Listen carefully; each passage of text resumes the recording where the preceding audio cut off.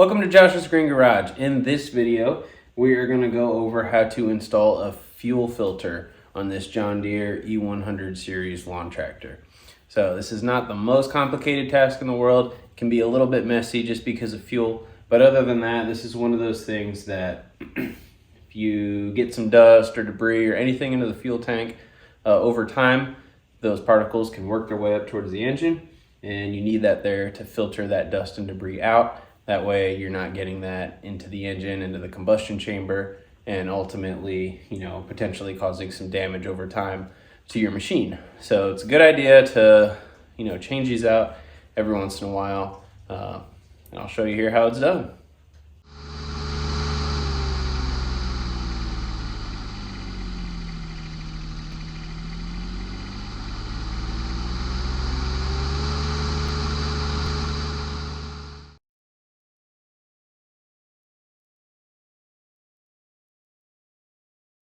So first, of course, we're going to open up the hood. And then this is going to be the left side of the tractor. You can see right here, this white cap, little cartridge there. That is the fuel filter. So I'll move you in at a little bit better angle to see that, and we'll get to changing it. All right, so here we have a better picture of the fuel filter. All right, now before I go over the part numbers for this maintenance, I want to point out that you may, dependent on the tractor that you have within the 100 series, have a different part number. So you always want to verify that you're using the correct part for the machine that you have. And an easy way to do that is to go here to the John Deere webpage. You can then click up here on parts and service, or just hover over it, and then go down to owner information. Click on that, and then you can come down here to select a category. You're going to hit that drop down and then select lawn tractors, and I don't know if you can see this part or not. And then for subcategory, we're going to hit the drop down there, and again, I don't know if you can see or not, but this is going to list a bunch of the different tractors. So you have all the different 100 series, you have 200 series, the select 300s, the select 500s, and the signature series 700s. So dependent on your prefix for the 100 series, whether it be D, E, L, LA, no prefix, or S prefix, just select what you have. So in this case, I have an E series, so I'm going to pick E, click find, and then it brings up all the different model numbers under the E prefix. So I would be clicking here on this E100. Say you have an E140, click on E140. If you have an E180, click E180. It's going to bring up this screen for all of them. Then click on the little shopping cart here that says maintenance parts. And then this is going to show you everything that you need for maintenance parts for this lawn tractor. So fuel filter, air filter, pre-cleaner for that one, and then the cartridge itself. Some are only going to have a cartridge. If you ever needed a new key, spark plugs there, headlight bulb. And remember, these are all John Deere part numbers, so you might have to do a little work trying to find cross references if you're wanting something else. And this page might look a little bit different too, depending on the tractor that you have. So if I go back to lawn tractors again, let's see here. And then if I do, say, the S prefix 100s, some of the models changed a little bit. You lose a model. There's no longer an S150 like there used to be. But if we click the 180 here, go to our maintenance parts, it's more of a little sheet like this. But you still have all the same information there. All the info's here for your oil.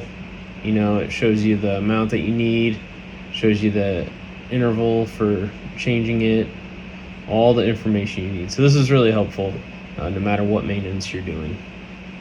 I want to point out the parts we'll need. So you'll need a new fuel filter. This one looks just a little bit different than that one. That might have been an aftermarket one or whatever they were putting on from the factory at first. But this one, you can get it from either John Deere or you can get it at a Lowe's or Home Depot type store. Everything like this, readily available at Lowe's. That's where I got it. And you can see it talks about, you know, E100 on there, so it'll fit this application. So just need one of these, and then we'll get into the replacement here. So first off, everything as normal is done. The machine's off, it's parked safely, all that good stuff.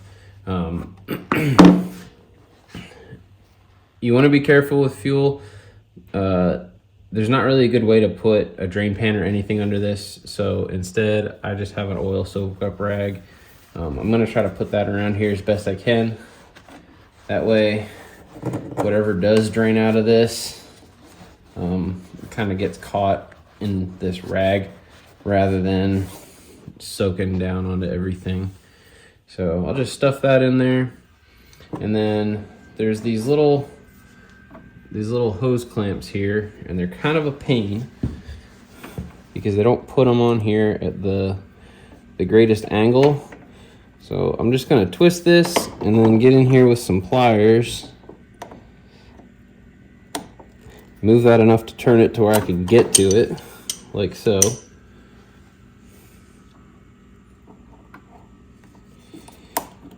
Squeeze in on that, pull that up. That way it gets off, because you can see how the new one, it's barbed there, so you want to get it past that. Might even have to go up a little bit higher. I don't know how far up the end of that goes on this old one. And then take my hat off, that way my hat's not getting in the way. Come down here. I'll have to twist that a little bit to get to the bottom one.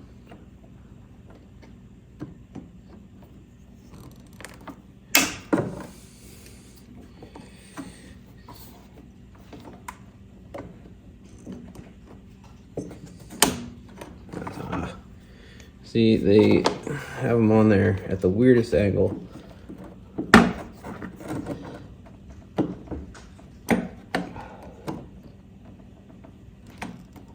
There we go.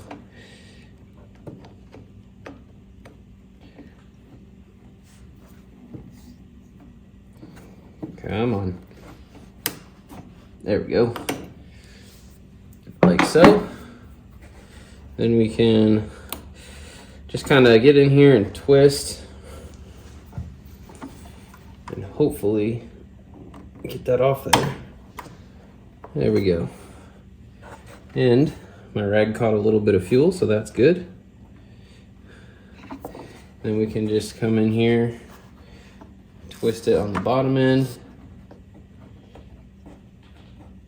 work it out, and then boom, there's your old fuel filter. Note the arrow on this points in the direction of flow. You want to make sure that the one that you replace it with has that arrow going the same way. That way you're not filtering everything the wrong way. So from there we can take our new filter,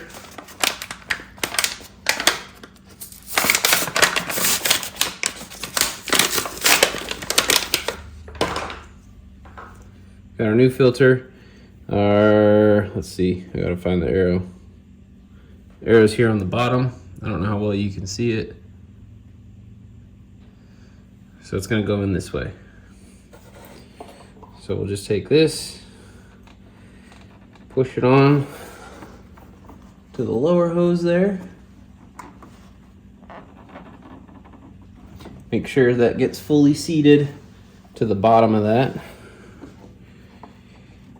And then we'll bring our upper hose like so. All right, I got it on there. Basically what I did is I took it back out of the bottom, and then I put it in from the top end first. That way I was able to twist this onto the top to help get it up there. I think the reason being is there's not really fuel hanging out in here once it all drains out when you take the old filter off. And then that dries out quickly because of how quick gasoline flashes off. And then you're trying to just put that dry end of the filter in there.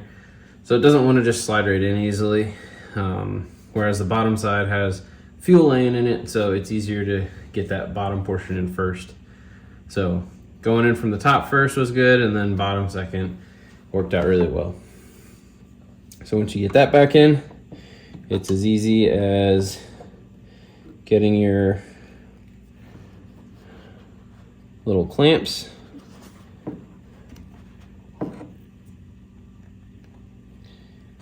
and they're gonna be a pain, but getting them back over the barb, and that bottom one is gonna be a pain in the butt. So I'll come back to that one. Your top one. And then of course, you'll put those back down where you can easily get to them. They're right in line. You don't gotta twist the thing around to get it. So that's back in place.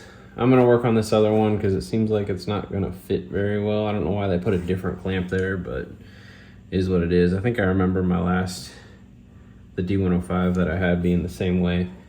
So I'll do that and then we'll be back. All right, I got it back on there. I don't know how well you can see with the cable there in the way, but it's all back together. So that's that. At this point, you're gonna have to try to get it started. However, don't be alarmed if it takes a little bit to get that started. The fuel pump is gonna have to pull fuel into the motor from that point. So there's not gonna be a whole lot in there. So it may take a second. I'm gonna hop on here and just show you now. That way you're aware of about how long it's gonna end up taking, potentially. So here we go.